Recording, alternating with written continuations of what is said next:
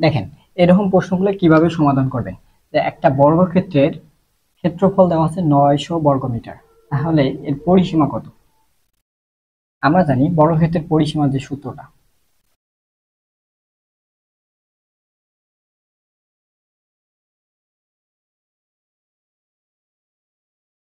বর্গক্ষেত্রের পরিসীমা সমান সমান হচ্ছে 4a।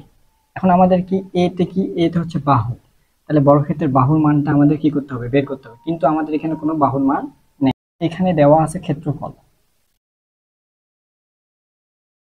ক্ষেত্রফল দেওয়া আছে 900 বর্গমিটার।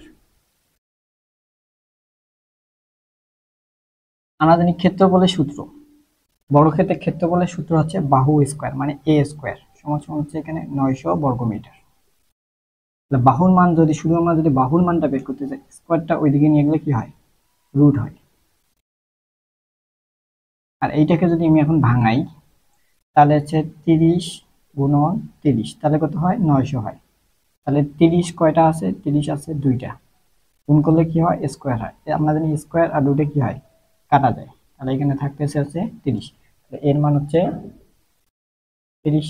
এখন আমরা যে পরিসীমা বের করতে চাই, 4 গুণন এর মান বসাই দিলাম, 3 × 4 = 12, তাহলে 120।